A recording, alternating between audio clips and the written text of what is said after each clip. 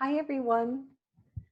Today I'm going to read another story about Chester Raccoon. We read The Kissing Hand previously. This one is called Chester Raccoon and the Almost Perfect Sleepover. Chester Raccoon hopped and skipped and bounced on his way to Pepper Opossum's tree for his very first sleepover. Are we almost there? He asked his mother. Will we get there soon? Do you see that tall white oak on the far side of the butterfly pond? Asked Mrs. Raccoon. Uh-huh. Well, that's where we're going. A few minutes later, Chester and his mother were standing by the opossum's tree. Have fun at your over day, Mrs. Raccoon told Chester. I'll pick you up the moment the sun sets. She nuzzled his ear and kissed him right in the middle of his palm. So just so you know, the reason why Mrs. Raccoon says have fun at your overday instead of your overnight is because raccoons sleep during the day, unlike us who sleep during the night.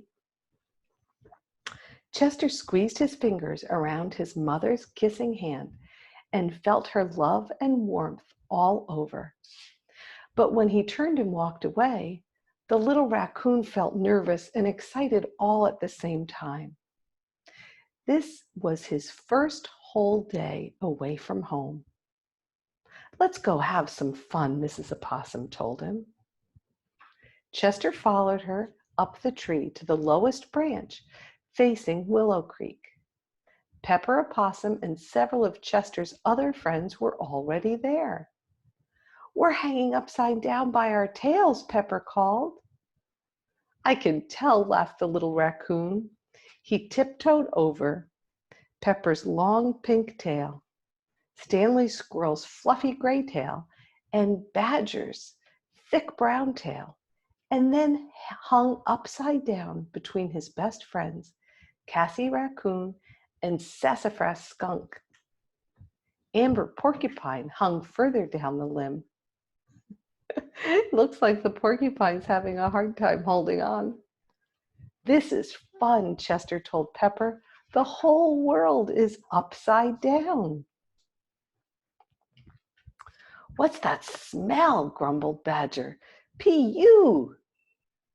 Sorry, squealed Sassafras Skunk. My tail is slipping, and I stinky puff when I'm nervous.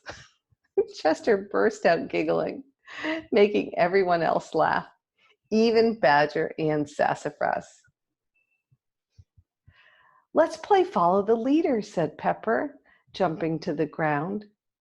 I get to be the leader. Chester got in line and jumped when the opossum jumped. He ran around the maple tree, and the opossum ran around the maple tree. And he splashed through Willow Creek, walked across a hollow log, and rolled down a bumpy, dusty hill until he was dizzy and giggling and covered in dirt, just like Pepper Opossum. Oh, Sassafras, cried Stanley Squirrel. Sorry, chittered the little skunk. I always stinky puff when I giggle. Let's play darts, proposed Amber Porcupine.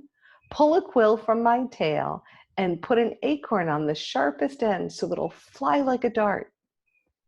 Won't that hurt you? Worried Chester. No, it only hurts if I get stuck.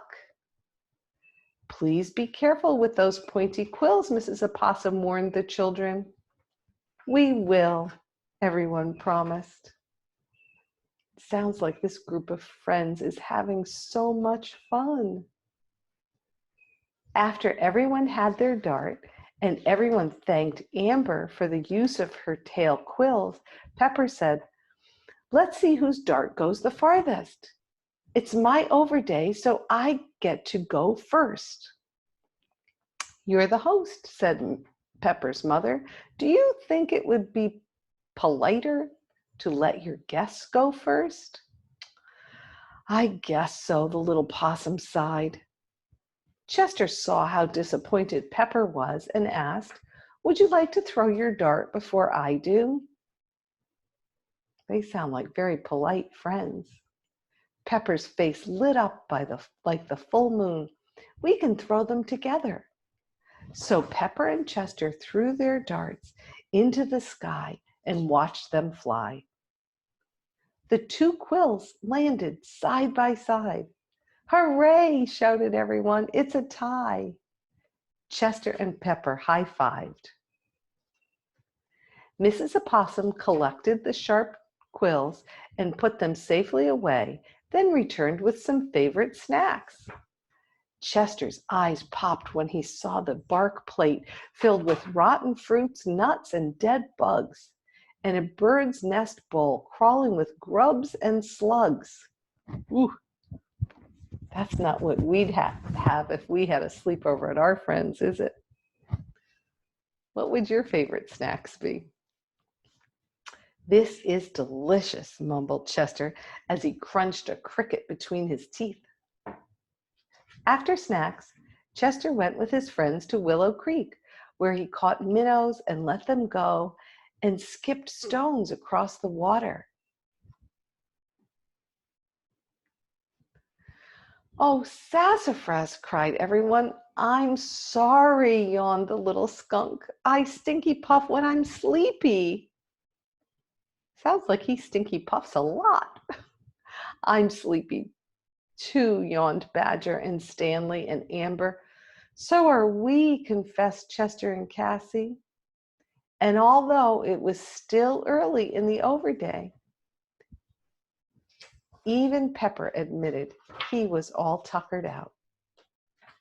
Soon, everyone was curled up and fast asleep in the opossum's hollow. Everyone but Chester Raccoon. He laid awake and pressed his mother's kissing hand to his cheek. He felt her love and warmth all around him, and he wasn't afraid to sleep in Opossum's hollow, but it wasn't his hollow. Chester missed sleeping across from his brother Ronnie. He missed sleeping beneath the window where starlight woke him for school. He closed his eyes and imagined he was home, and a tiny tear rolled down his face. Mrs. Opossum understood how Chester felt. "Would you like to go home?" she whispered. Chester nodded. "Yes, please." "My neighbor, Mrs. Rabbit, will walk you home," she told him. "Thank you for coming to Pepper's Overday." "Thank you for inviting me," yawned Chester. When Chester arrived home, he jumped into his mother's arms.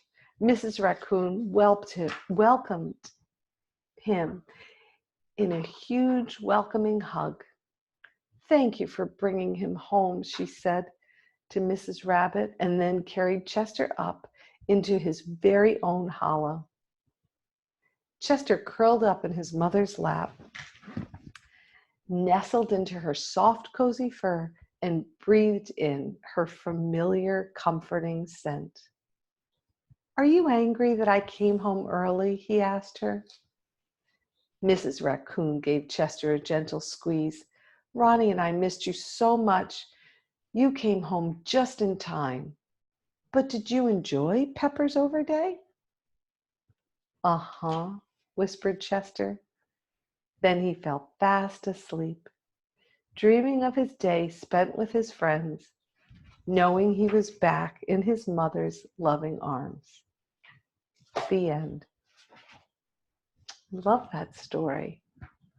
So I think the reason why the title is His Almost Perfect Sleepover is because the day was so much fun, but Chester decided that he'd really rather sleep at home because he missed his family. And that's okay. His mom was so happy to have him home, and she wasn't at all angry that he changed his mind. She loved having him home too. So sometimes we go to a sleepover and we feel comfortable and happy and we stay. And other times, if you decide you need your mom or your dad, that's okay too. Anyhow, hope you loved this story. I love Chester Raccoon. Have a great day, everyone.